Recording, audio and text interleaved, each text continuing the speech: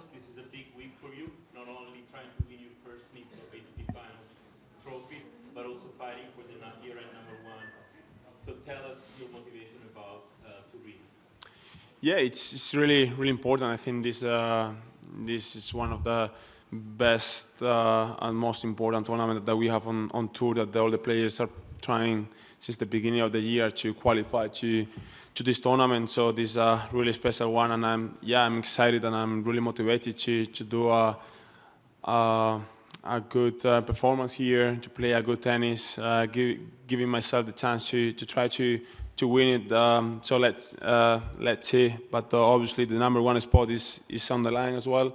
So I think it's going to be really interesting for the people to watch the matches, to follow really closely everything. So I think it's going to be a great and interesting week. Taylor, you're kind of a veteran here in Turin as well. You reached the final last year. What was your best memory of your week in Turin last year? Last year, I just felt like I was playing, very good tennis the whole week. I had a really good training week leading into it, and obviously making the finals was a really good result. And yeah, I would say that moment, kind of winning the semifinal match, was the best. And I thought, even though I played Jannik twice and Jannik in the final, I thought the crowd was amazing and incredibly nice to me. So that was great as well. And Alex, you qualified for the second straight year. How big of a motivation was for you to qualify again this year? And tell us about Paris, when you didn't know that you had actually qualified by winning the third round match. Yeah, look, as soon as I was done last year, it was obviously a big goal, as it is for many players to be back here, to qualify here for Turin. I had a great time last year, and obviously it's the end of the year. It becomes a little stressful trying to wait and see when exactly you're going to qualify, who's winning matches, etc. We still got a couple players still fighting it out right now, but yeah, ultimately I'm very happy to be back here and very excited. Okay, questions? Daria first. Question to Carlos. Hi, Carlito. We know that you train with Jannik today. It is not the first time ever, but it's very interesting to us. I'd like to ask you, whose idea was that to train together today? And what did you gather? What kind of information you gather from the training today? What did you learn about Jannik today? Thank you. Well, first of all, I think the practices in every tournament, we set it up like 2 weeks, 3 weeks before. So I was in Paris, just thinking a little bit as well. The practices here, and why not? That's the question. Why not? I practice with every player. I'm practicing with Jannik. Is really good to be in a good shape. And information from this practice, not at all. I mean, we've played many times. We know each other really well. We know each other what we should do on the matches. So it's just about getting rhythm, just feeling good, the movement, hitting the ball, just getting used to the conditions once again, and that's it. I think that's what I'm taking in the practices. But it was a privilege to practice with Jannik once again. Question for Carlos. Hi. Another question about the training of this morning. People was almost surprised seeing you laughing, joking with selfie at the end. How do you define your relationship with Jannik? Well, it's quite good. The relationship we have, of course, it is really good. I mean, he's really a nice person. He has a really nice people around him, which is great. Having time off the court to talk with him about life, not only tennis. Yeah, probably the people might be surprised about it because when they think about a rivalry, when they think about fighting for great things, fighting for the #1 spot, we have to hate each other, and I think that's not true. Once we step on the court, we have 4 goals. We want to do our best just to win the match. But after, when we shake hands, off the court, we are the same person, and I think that's a really healthy rivalry that we have, and I think that's great for the sports as well. Question also for Carlos. You're battling, as you mentioned, you're battling Yannick for #1 this week as well. What are the main feelings you have being #1, and how much of a motivation is the battle for #1 as you play during the year? Well, the #1 or ending as a #1, it's been an important goal for me since half of the year, to be honest, because at the beginning it was a little bit I didn't thought about it, to be honest. So half the year, it was a good and important goal for me. So I'm just really motivated to, as I said, to perform well, to play my best tennis, trying to get some wins here, trying to qualify to the semi-final. And I think, doing good in this tournament, winning matches here, it comes together to end the year as a #1. So it's kind of the same motivation. They stick together. So I think it's going to be a really big and important week. Hi, a question for all three of you. We know that the top players in the ATP and WTA are in a dispute with the Grand Slams.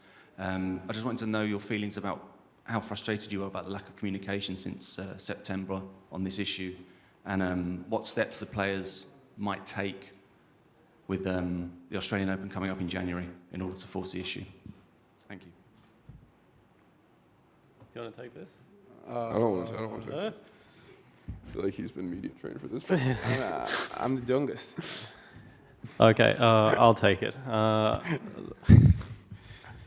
Look, I think I can talk on behalf of the players. We are in communication with the slams, and we're trying to work out solutions. And ultimately, what we all want is the sport as a whole to keep on growing, keep on bringing more eyeballs, and hopefully we're all in this together.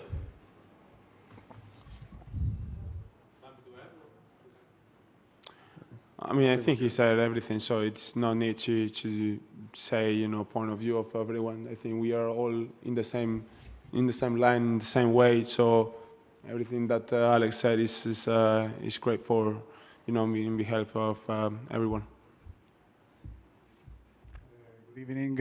I would like to understand, what do you think about the fact that a player may decide at the last minute to come or not to come, and doing that, it creates some problems, not only to the promoters, to the public, to the tickets, but also to his colleagues, because some of them, they don't know if they are here, they could play, they're not going to play. What Taylor and all the others think about? Would you put a rule, or do you think there is a rule that you can put forward? So, we're talking kind of about, in this situation, we're talking about Novak, right?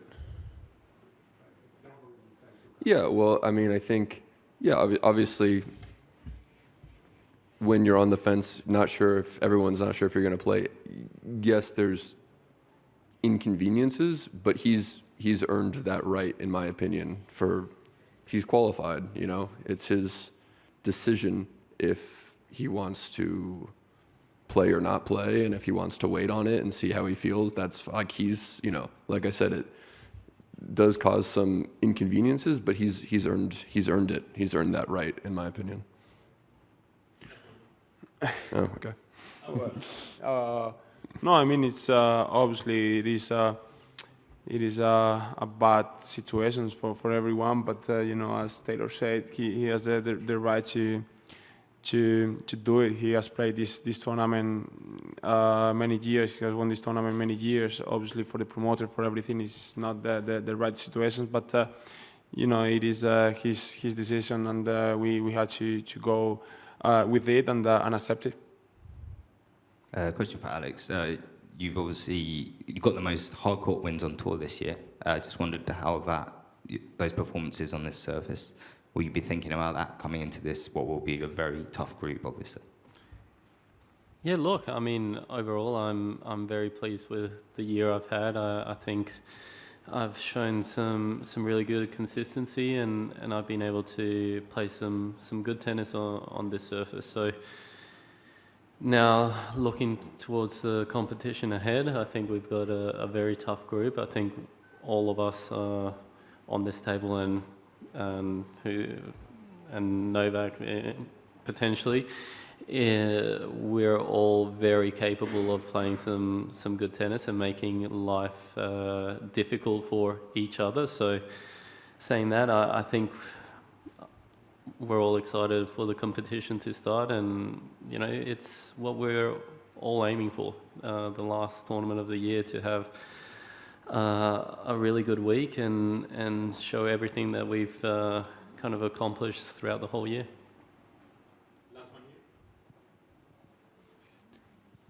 I have a question for Carlos. Follow up of the question about the relationship with the Yannick. So do you talk sometimes about fashion, or have you ever suggested him to change the color of his hair, maybe, or to change something funny that you talk about?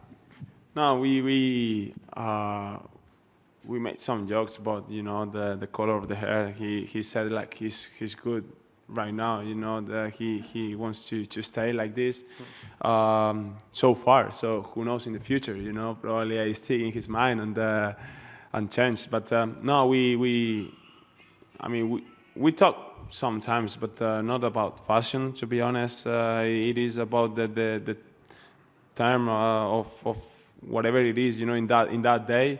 I don't know, holiday, stay, home, family,